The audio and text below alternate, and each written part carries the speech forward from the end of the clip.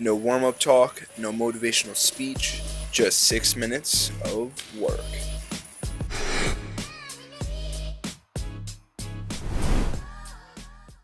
First couple minutes here are going to be hands only, volume over power. I am going to be throwing in some kicks there, here and there, but I am not going to be hitting the water bag. It's insanely painful to kick, so I'm going to be throwing my kicks in the air, punches on the water bag. These first couple minutes, I'm just mainly trying to prioritize movement, just trying to keep my feet moving, keeping my hands high, keeping defense at the forefront of my mind, not resetting as much because I do want to apply as much pressure as possible, and just making sure that I'm not in any bad angles when I'm throwing. So part of martial arts is trying to find the fun things in training, and what's been really keeping me going lately is trying to land the 720 kick. So I know it looks terrible. I'm not even really throwing the kick yet, but I'm landing on the same leg that I'm jumping off of, which is like a real mental barrier, honestly, if you're not accustomed to it. So if you guys look at my feet right there, I do a pendulum step where I kind of have my feet meet at the middle, and then I take the opposite foot and take a step back. It kind of changes my stance. So I started at an orthodox stance, switched into a southpaw, and it's just trying to make it as cohesive as possible, making it so I have my most powerful punches available to me at all times.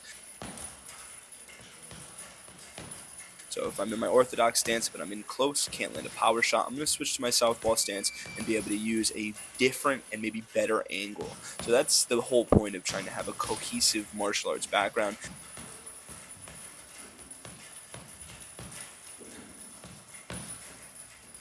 I will also be the first to point out my flaws here. I hate when I come in with my head straight up, not centered. So when I was coming straight towards the bag, there was no bend at the hips, bend at the knees. I wasn't going to be able to evade any punches. So those are the kind of things I try to keep in my mind, which is my favorite part about recording. I think no matter what level of martial artist you're at, you should be recording yourself at some degree, just so you could actually diagnose the things that you like about your training and the things you don't. So when I look back, I like the volume I'm putting out now, but I'm not very centered. I know that this is due to fatigue, so I can't criticize myself too much, and I can see that from my southpaw side, I'm not getting the full extension of my cross, which would be my left hand there.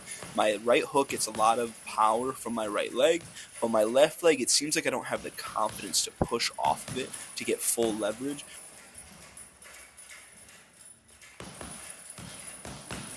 Yeah, if you see there, my back foot actually kind of lifts up when I throw my back hand, which is, it's just going to have me lose power at the end of the day. So if you guys take a look at the difference between when I'm throwing from my orthodox side, I'm getting power from each leg. I'm kind of rotating my hips a lot more, getting a lot more body power, not just swinging from my arms, which does make sense.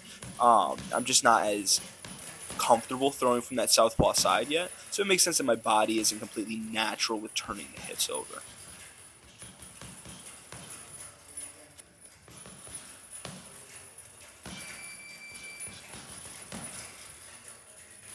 So this is where fatigue starts to set in. You know, the shoulders start to burn. It gets, your hands start to feel heavy.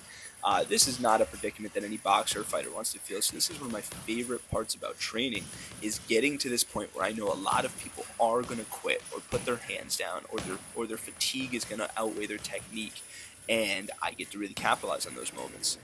All right, now that we're switching over to the karate, here are the fancy kicks. They look fancy, but everything kind of has a rhythm to it. When I throw, it's because I'm trying to create leverage or a diversion, trying to get them to think I'm going one way while I'm completely protected going the other way. This is one of my most dominant moves here, is that step off side kick. So I wanted to see an alternative to go into the other side, and I kind of came across this switch kick from the back leg that I really like, that would work from an open stance.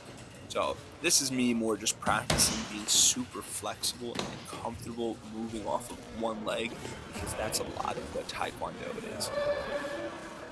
So I've been working on my balance for a couple of years now. I will give out some of the insider workouts and training tips that I have, because I do think that my balance is what really allows me to utilize my flexibility in kicks in fights. If I didn't have the balance, no matter how flashy or good of a kicker I was, I wouldn't be able to utilize it in a competition. But the truth is I thrive off of using these fancy kicks in competition because it's not typical. People don't normally train against people running at them doing switch kicks or turn hook kicks, especially at the heightened degree that I'm throwing them. So with this is just kind of creating more of a skill gap at that kicking range. I want to be able to really utilize distance and my long legs to kind of keep people away and really be an ultimate threat. I've seen people do it like Wonder Boy, Anthony Pettis, and that's just to name a few. I know that karate is going to be my foundation, so my kicks. And this is actually me switching up the technical style of my kicks. As you saw earlier, the Taekwondo kicks hit primarily a lot more with the foot and low shin. And as you can see here, I'm really digging in a little bit more like halfway up the shin, almost at my kneecap with that back leg. But that's able to really generate a lot of power and keep people away from me and at distance so I could throw those spinning hook kicks at their head. Thanks for watching, you guys.